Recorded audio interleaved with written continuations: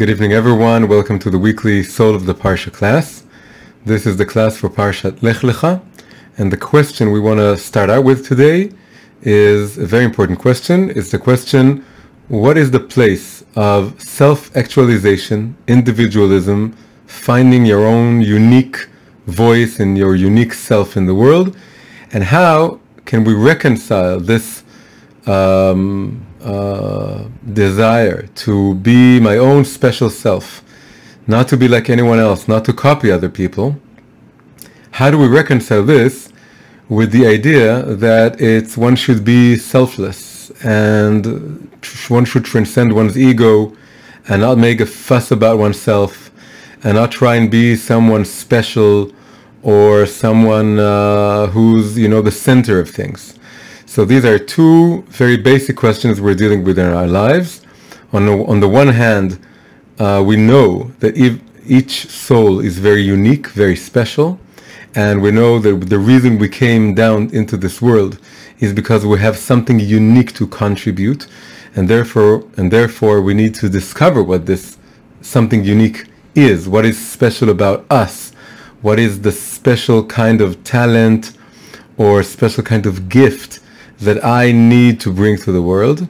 On the other hand, we have this whole talk in Chassidut and in the whole notion of serving God, which is not to think too much about yourself, not to put yourself in the center of things, to try and not be, someone special or to rise above others, and generally to go for the ideal of what is called in Chassidut bitul. Bitul is selflessness or self-nullification. These are two contradictory voices or ideals that we hear about, and we want to understand how they can work together. And this is a perfect parsha to ask this question. Parshat Lech Lecha is the beginning of Judaism. Generally speaking, in this year, we're going to look at beginnings. I said this a couple of weeks ago. This year, we're focusing every week on the first segment of each parsha. Each parsha is divided into 7 segments, or 7 aliyot, ascents as we call them, because we go up to the stage to read them in shul.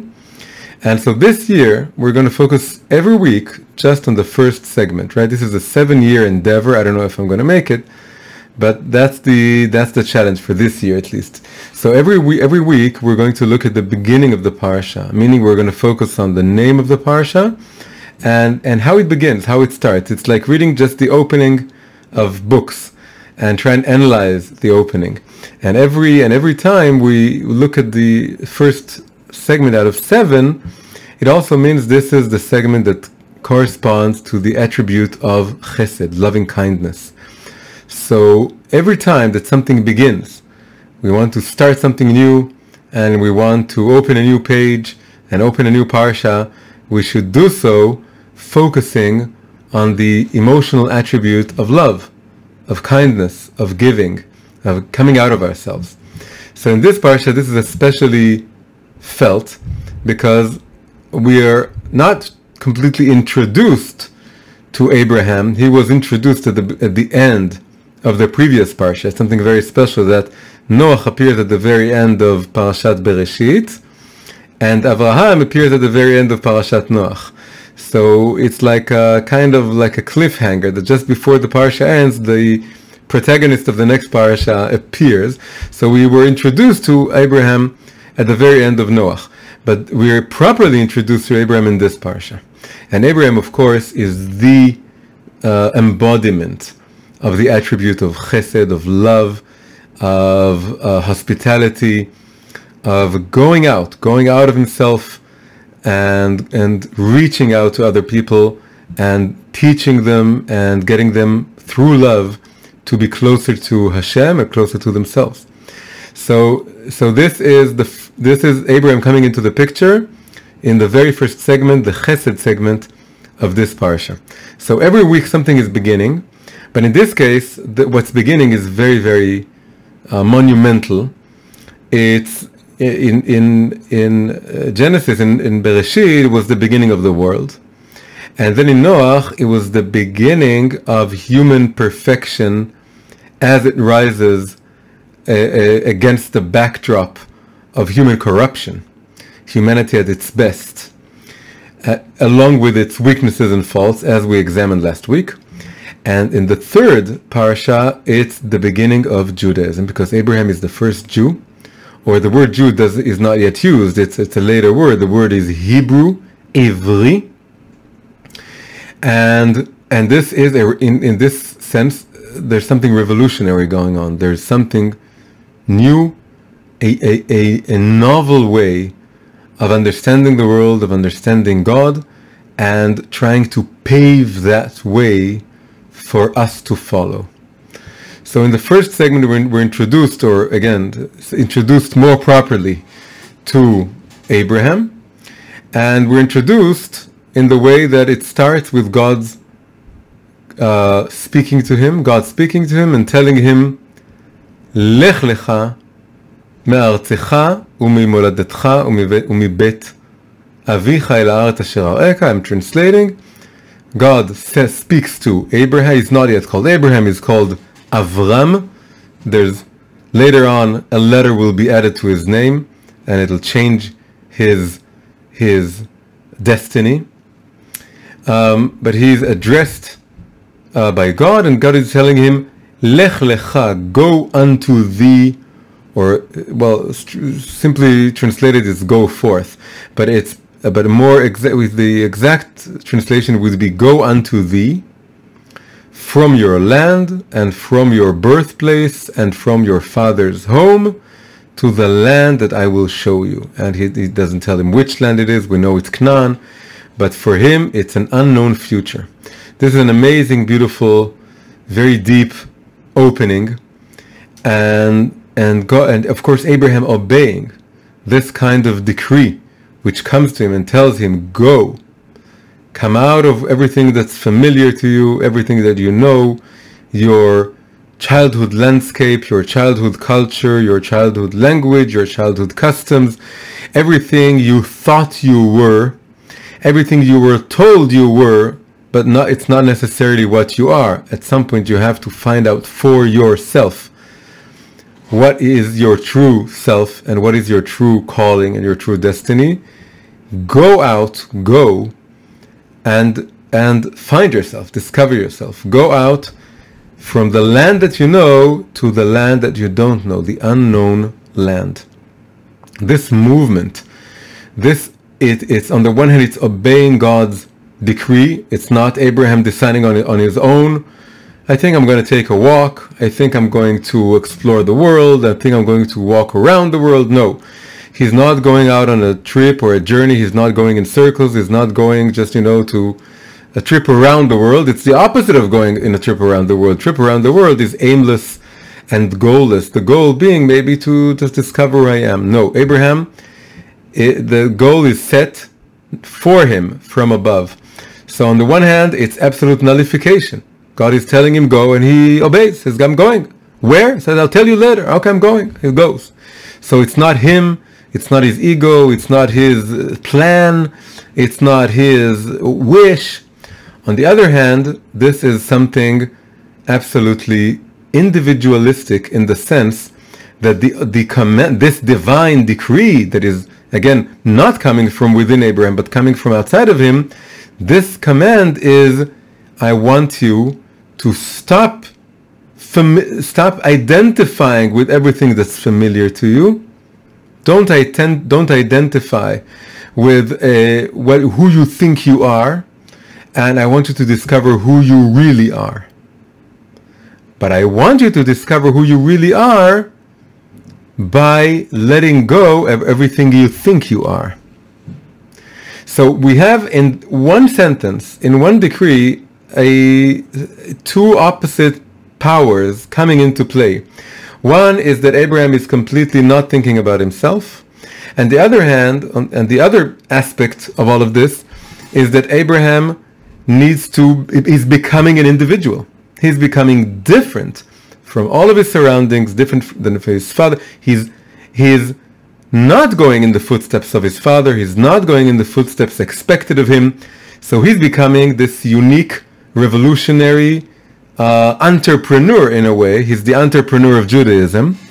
But it's an entrepreneur this is the balance that we're trying to crack open in this class, right? It's this weird combination of doing something absolutely original, absolutely unique, but doing it without trying to be special or unique, just by obeying God. So this is a very, very, very interesting tension, combination that we should really all strive for. We all have something very original to give to the world. On the other hand, we don't want to think of ourselves as original, because then it's a bit like self-deification. We become the origin. I want to be original without thinking of myself as the origin of anything. I'm not the origin of anything. God is the origin of everything. I'm not a creator. I'm created. So I'm not the origin of anything. I can't come up with anything original to say. But somehow, with this, using this mindset, we want to become really original. Because otherwise, it's a big waste of time that we're here. We are here because we have something original to give, but we have to do so without trying to be original. So it's a kind of almost indirect, unintended originality that we're trying to get at. This is very subtle. If we're trying hard to be original, we miss it. And if we're erasing any kind of aim or goal to be original, we're also missing out on the full balance of what it means to be a human being created by God and serving His purpose in the world. So we have to be unique without trying to be unique, right? This, you get it. So this is what we want to explore here. There's a very famous pasuk that is often quoted in this context, and this pasuk comes from the song of the sea, Shirat Hayam, that Moses is singing after the miracle of the parting of the Red Sea and the drowning of the Egyptians. So it's a long song, but one of the verses there is, again, first Hebrew then English. The Hebrew is Ze Eli ve'anvehu Elohei avi ve'aromemenhu. This is my God, and I will. So the article translation is enshrine him. I'll find a shrine or a place for him to dwell. Or another translation is I shall cause his beauty to be revealed. Anvehu comes from noi, which is beauty. So anyway, but the point is, the main point of the verse is that he's talking about my God. This is my God, and I will enshrine him or beautify him.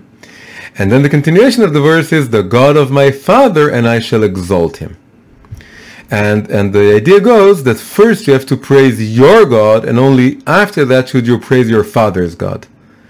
And the idea is that until a certain age, it's all about your father's or your mother's or your society, your family, their God. Maybe it's really God. Maybe it's some false God. It's whatever is enshrined by your family.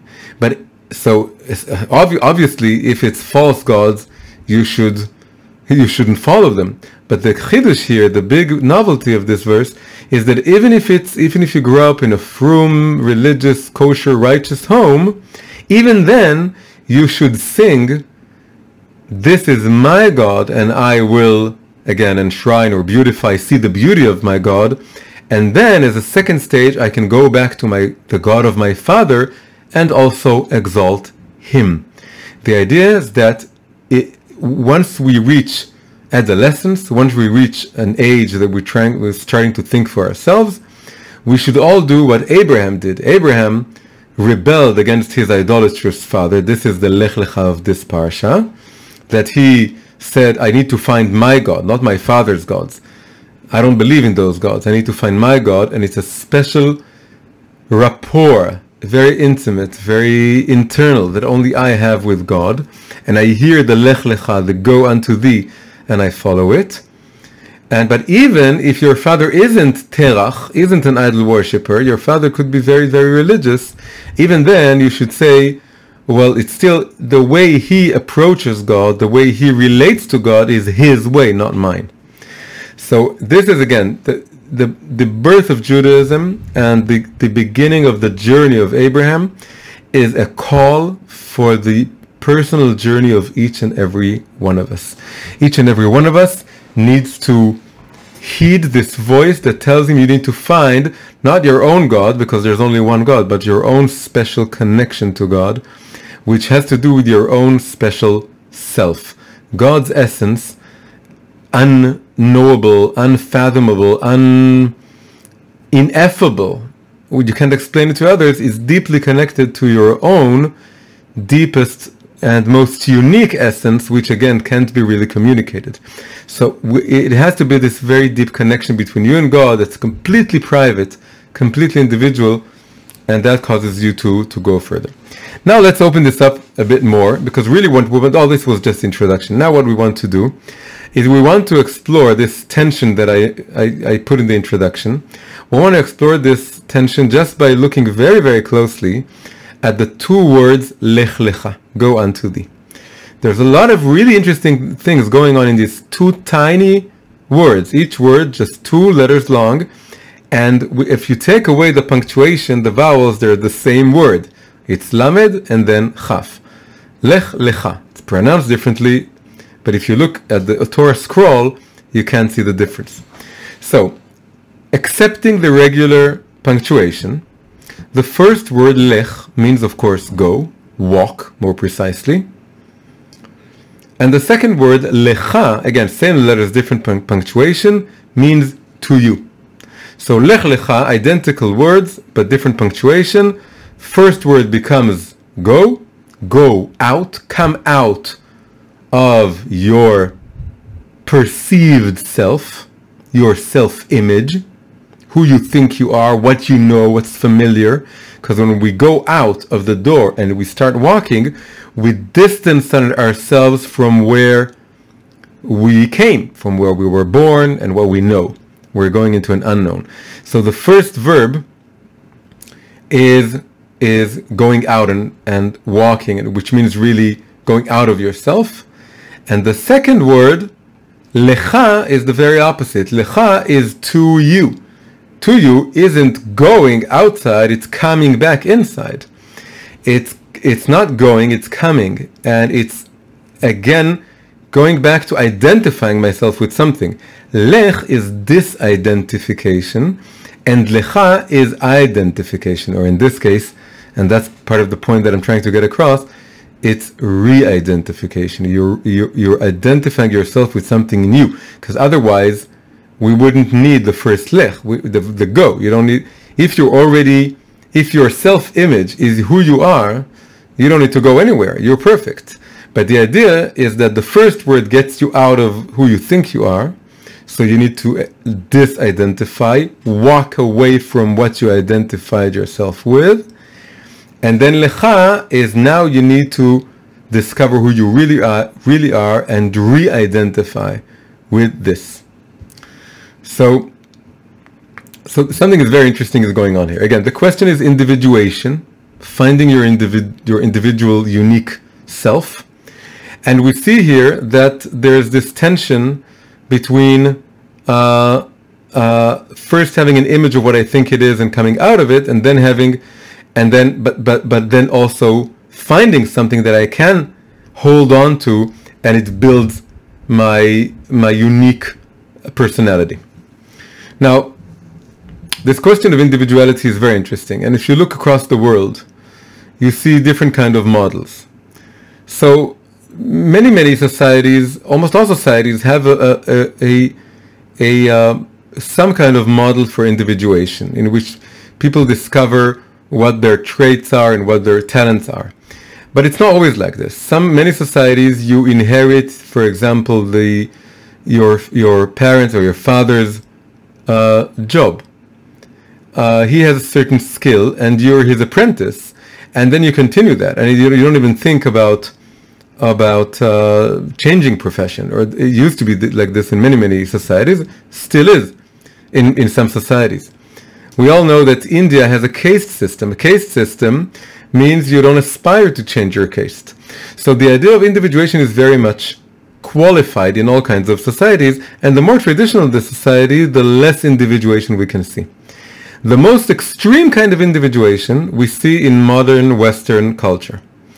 Western culture, in many ways, and now I'm going to take an expression that we all know, and the ideal of we can say very, very broadly, generalizing, all the way, that Western man wants to be something. Western man tells himself, when I grow up, I want to be something. I don't want to be just a nobody, just a nothing. I want to be something. Something is what we call in Hebrew yesh, yeshut. In Hasidic language, when we're talking about ego and pride, gaive, the Hasidic word is called yeshut. Yeshut literally means just being or entity. It sounds like a very neutral word. Being, just to be. To be isn't good or bad, but the idea using this word yeshut, which comes from the word yesh, which means there is, to be. The idea is not just the neutral kind of being. Everything is. Everything that is. The idea is that this is a kind of being that really holds on to itself, really feels itself to be something separate from God. That the sense of having my own unique being is something this is the equivalent of talking about having a big ego. When Chasids talk about yeshut, they mean you really feel yourself to be something that holds itself, creates itself, doesn't need God, doesn't need other people. So it's a very negative word. The idea is not just being; it's a kind of a being that's overexpanded.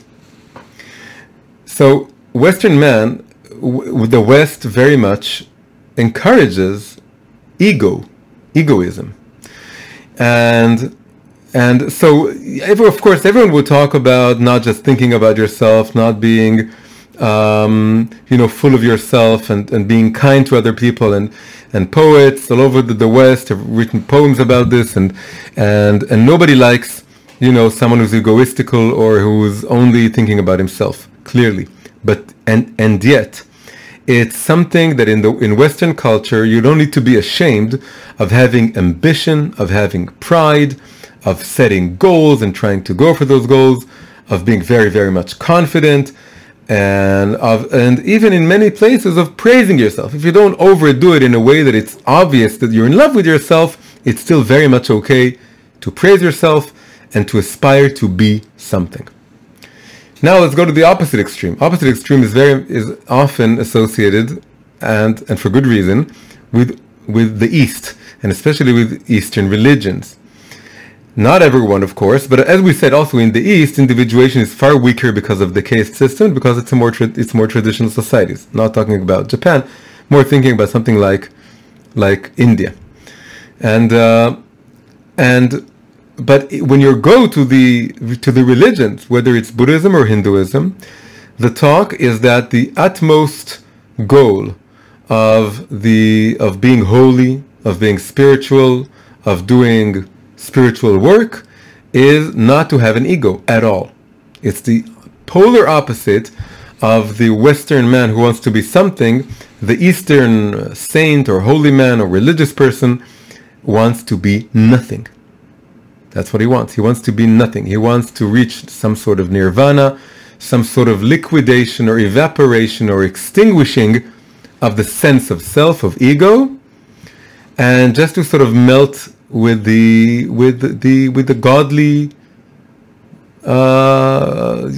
light or presence or entity that's really the ultimate reality of everything, because the world is an illusion and your own sense of ego is an illusion, and it's repeated and phrased in many, many ways. So taking these two extremes, we can say that on one extreme we have someone who wants to be a something, and they want only the Lecha, to you, who you are. Who are you? What's special about you? You find what's special about you, proclaim it, go for it, advertise yourself, and be special, and go all the way, and be the best that you can be, and all this. So they only want the people who want to be something.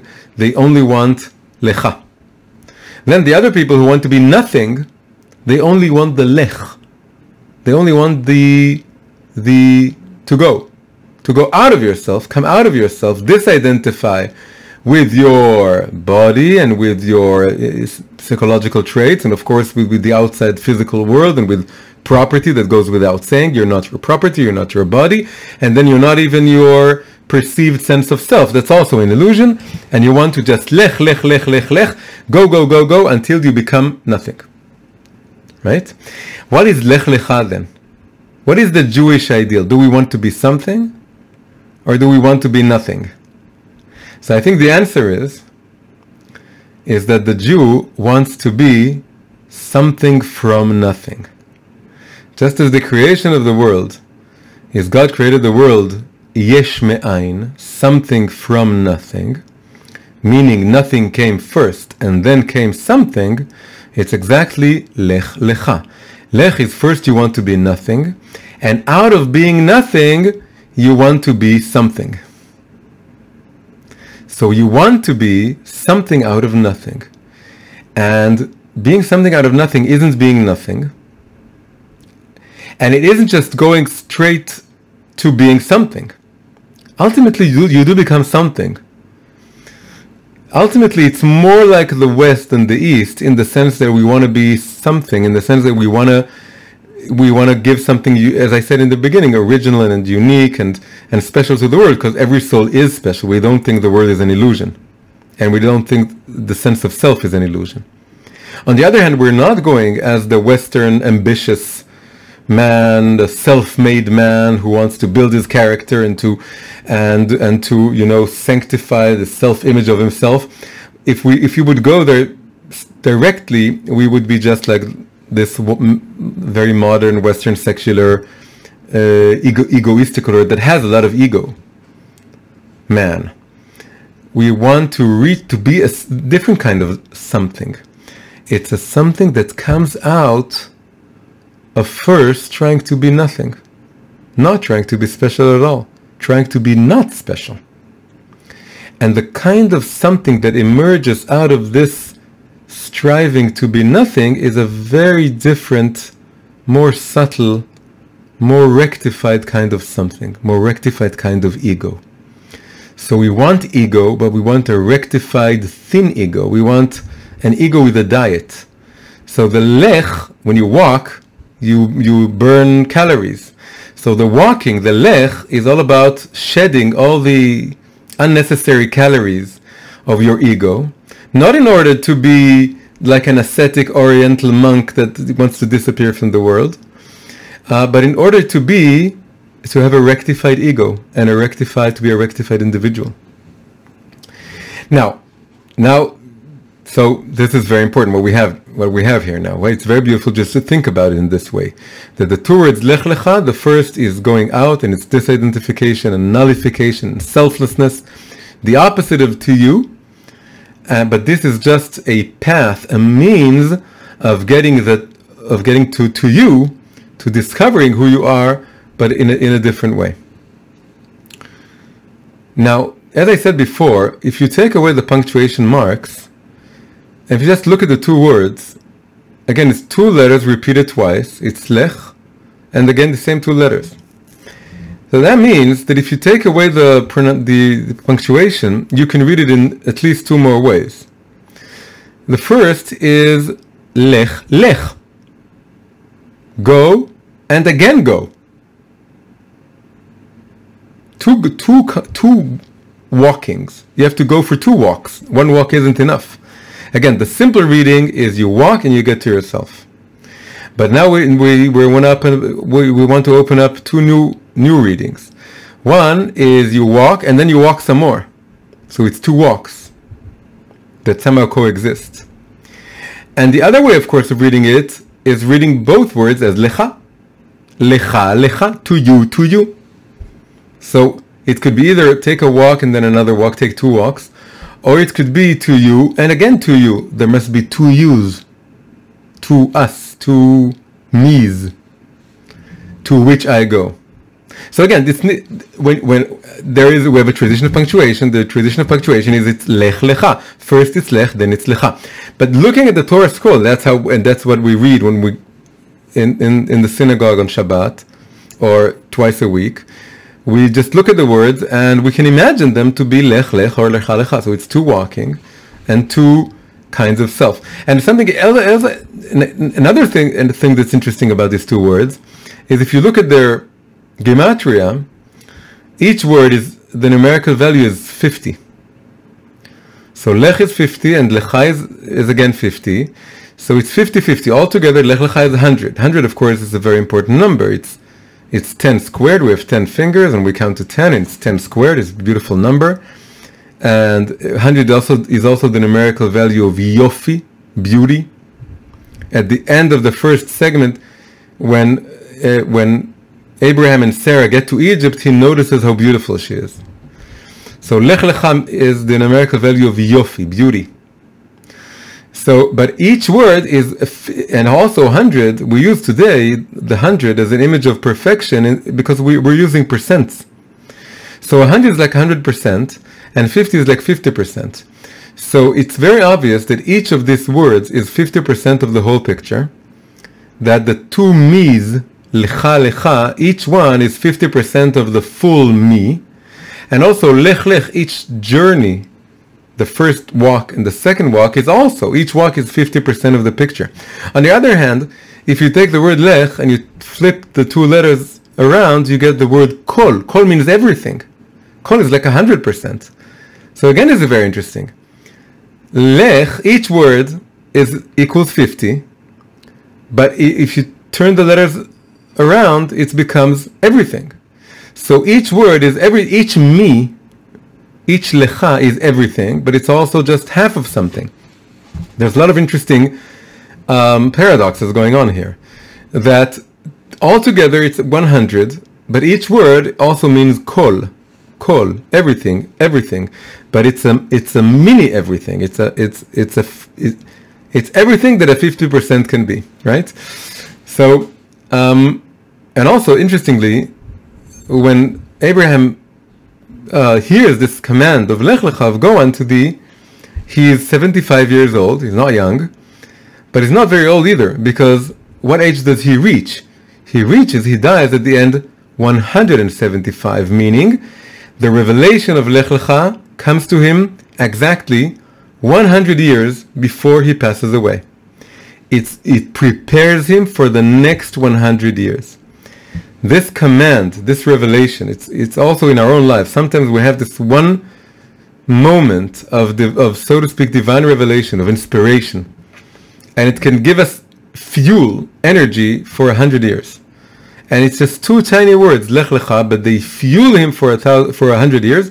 And we can say the first Lech gives him the fuel for 50 years, and the second Lech or Lecha for the second 50 years. So now we want to understand what all this means. What are the two walkings, and what are the two you that he is walking to? And we want to connect this to what we said in the beginning, which is go out of who you think you are and discover who you really are. So very interestingly, this verse, which talks about go from the land that you were born on to the land that I will show you, the unknown land, in Kabbalah, it was given two opposite interpretations. First one is in the Zohar. Zohar says this journey, the journey of Lech Lecha, was a journey from above to below. Meaning, it isn't, in the Zohar, it stops being Abraham coming out of Haran, the house of Terach, his father, of the land of idol worshippers, and going to the land of Israel. That's more like an ascent, as we say today, to make aliyah, right? To ascend to the land of Israel. No, here it's a descent. Why? Because the first land is the land of the soul root, of where you were as a so to speak, as a disembodied soul. It's where you are as a soul that's not connected to this world. And going to the land that I will show you is going into the land of physicality, of materiality. In Hebrew, Eretz is the root, land is the root of artziyut, which means physicality. Land means something physical. So according to the Zohar, Lech Lecha is the journey of the soul coming down into the world. And we see this, for example, that the people of Israel traveling in the desert, going into the land of Israel is moving from a very, very spiritual lifestyle to a very physical lifestyle. In the desert, they get manna from heaven, and it's miracles all over the place with the pillar of fire and the pillar of smoke and prophecy everywhere and all the miracles they had in the desert. And then they have to go into a very physical land and start working the land. So going into the land of Israel means going down into the world. Really, hitting the ground and start working physically for everything. There's something about Chutz La'aretz, about outside of Israel, and here it's not Chutz La'aretz, it's outside of the mundane world in general, that it's something disembodied. So according to the Zohar, Lech Lecha, the journey, the Lech, the walking, the going, is the soul going into the world. Also, very a cute little idea. The two words put together, Lech, Lech, they created another verb, which is lelachlech, to get dirty. Lehitlachlech.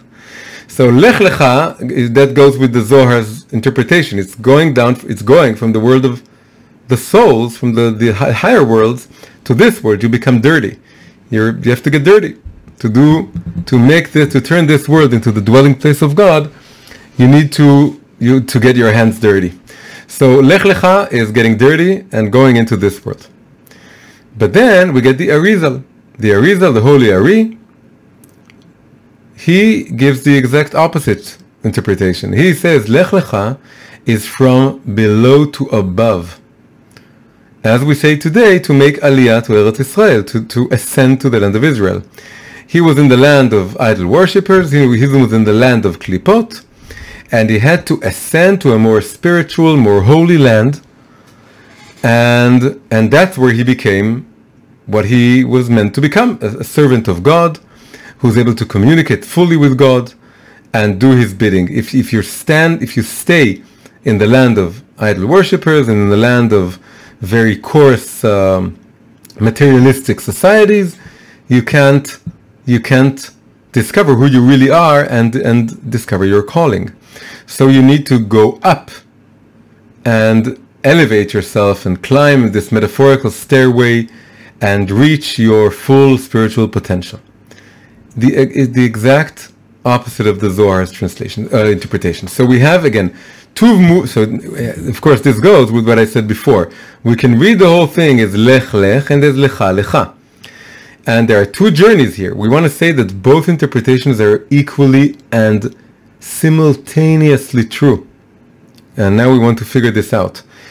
The Zohar is right and the Arizal is right. They're both right. There are two journeys here and two selves that we need to reach. And both of them meant something very positive. When the Zohar spoke about coming down to the world, the Zohar was talking about something very positive. It's finding your mission, your goal, your purpose in this world and making it happen. Doing it. It's hard work. You need to get your hands dirty, but that's what you came here for. And when the Arizal was speaking about going all the way up and reconnecting with your soul root, obviously it was also speaking about something very, very positive and important and vital and we all need to go through, which is connecting to our true spiritual soul root. So we need to use both of them. So there are two journeys and two selves that we need to get to. And now we need to figure out how they go together. Just one verse that beautifully puts it all together. In Psalms, King David, one of the verses there is Et halech lifnei Hashem be'artzot hachayim. I shall walk before God in the lands, plural, of the living. And the word for I walk is a special word. It's not elech, that's the regular word for I shall walk. Et halech is a passive verb or a self-reflexive verb. It's a reflexive, I think that's the term, a reflexive verb. It's like in French you have something that begins with se something, which is to do it to yourself.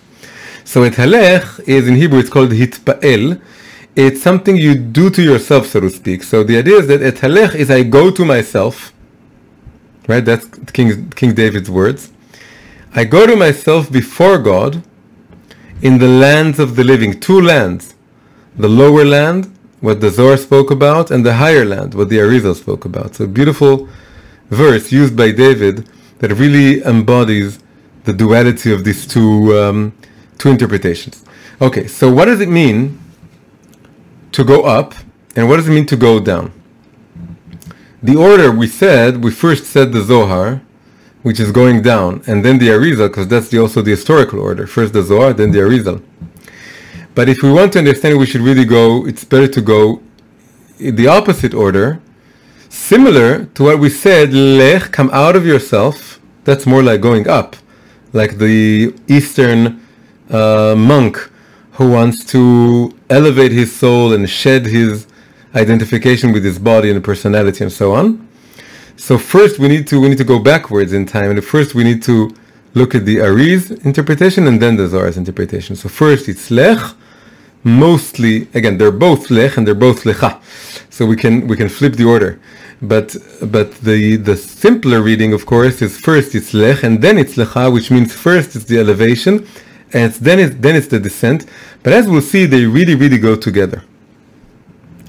So, what is the going up? What is the Arizal talking about going up? Going up means nullifying myself to my Creator. Realizing that I'm nothing without Him. I have nothing, I am nothing. And He created me. Whatever it is that my life is supposed to mean, whatever it is that I'm supposed to do, the answers are with Him. And it means looking up constantly and asking, why did my soul come into this world? And you don't think about what's special about me, who am I want to discover myself. That's not the thing. I want to be close to God. Meaning, I don't think of myself, I think about God. It's not that I just don't think about myself. I think about God. It's constantly thinking about God, or in as much as you can. It's impossible to constantly do it, but you can aspire to sort of be in the background and every once in a while to be in the foreground, of course, as well. That you want to place yourself before God at all times, and which means looking up and shedding any kind of identification you have with everything around you that you think stands for who you are, what you are. And it means really shedding your ego and your insults and your sense of, I deserve this or I deserve that. It's, who am I? I'm just a sliver of God's light or a thread of God's light, and I want to connect with Him. So it's going up and nullifying myself in order to connect to Him. I'm trying to absorb myself, or to not think about myself, but to think about what God is thinking, what does He want, and who He is. And it's having that look, and of course it changes everything, and it really helps you. It has diminished your ego. The ego doesn't go away, but it really diminishes. The more you look upwards, looking at the sky, you can also actually, figuratively, actually looking at the figurative sky, at the actual visible sky, as a metaphor for thinking about just reminding yourself, because the sky is it's always very calm. People here can fight and shout and be angry, and if you look at the sky, and there's something very quiet there, and that of course reminds you of God also. So that we want to have this kind of movement that to be part of us. When the Zohar was speaking about going down, we would think this is now going down into discovering myself, who I am. But no. The idea, when you think about it, when the Zohar is telling you, Lech Lecha, Abraham's Lech Lecha, your own Lech Lecha, each of us is Lech Lecha, it's not go down to the land, to the physical land, in order to be special. It's again, it's a kind of self-nullification, But this time, not because you want to connect to God, it's because you want to discover what your mission is in this world. It also means dedicating yourself to rectifying the world, to making the world a better place, to making society a better place, to making your community a better place, to doing whatever it is that you see missing in the world, and to fill that gap and to fill that hole in the world. So when you think about it, it's very interesting. Both movements are outside of myself. Right. First, I started by saying Lech is come out of yourself and Lecha is go into yourself. But now that both words became Lech and both words became Lecha, it's a bit different. We want to have two simultaneous movements, one going up, one going down, and both of them are Lech. Both of them are come out of your sense of ego and what you're all about and what you need and what you want and so on. But it's two variations of this. One variation is don't think of yourself, think of God, and think of your soul, of you being one of many, many souls that came down into this world. You're a droplet in a collective of many souls, Jewish souls, non-Jewish souls, many souls that came down into the world. But then the movement of going down is also leaving what you're all about, and it's looking at this world, at the world outside of you, and saying, well, what does the world need? Where am I needed? Where can I help? What can I do for other people? So both movements, both going up and going down, help me in two different complementary ways. Let go. It's two lechs. It's two going outside of myself, and we need both. And not only do we need both, but as we do both at the same time, like I'm just a soul that's not of this world, and therefore I don't have an ego. I'm not angry at people for not respecting me. I'm not frustrated and not having what I want. I'm just a soul here for a very short, a few decades, maybe a century at the most, or a bit more, maybe if I'm very, very, very lucky. It's a bit more than a century. It's very small time, and I need to do what I need to do, so there's no time to think about my ego, because I'm just a soul. So that's one aspect of coming out of myself. The other aspect of coming out of myself is asking, what does the world need?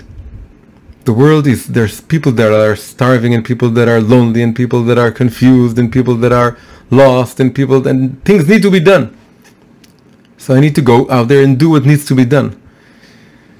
And when I do both these movements, they both, jostle me out of my sense of self-centeredness.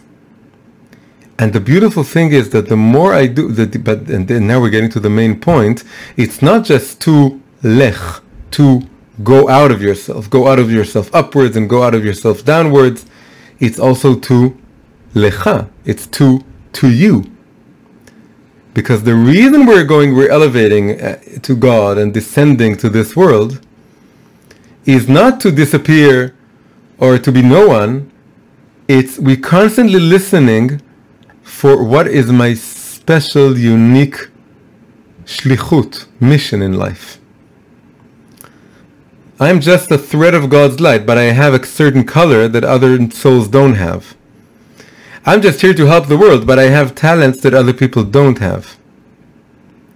So ultimately, it's not just to go out, upwards, go out, downwards. It's also two aspects of discovering who you are.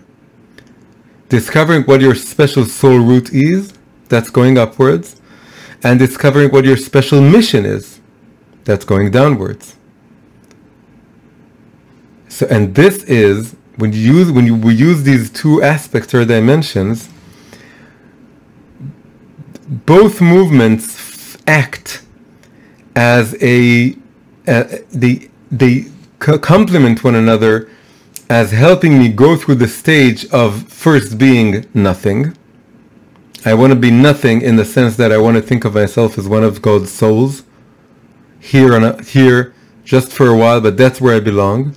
And I also want to be nothing in the sense that I want to just do my purpose in this world, which also means, by the way, going downwards. It means climbing down from any kind of ivory tower or sense of high self-esteem that I used to have, and being with very, very simple people, because that's what it means, going and finding your mission down here.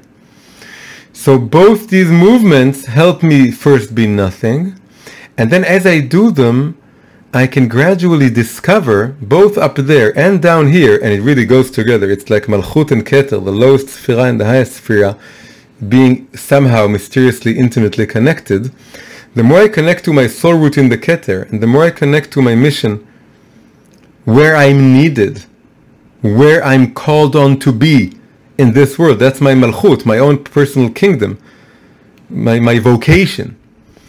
The more I discover who I am, I become something, the something I was meant to be, but it's not the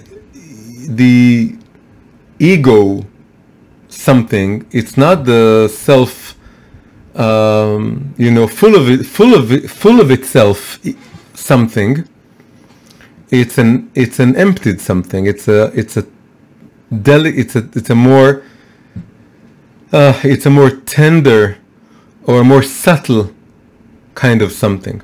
So this whole thing, this whole Lech Lecha idea, is really refining the self.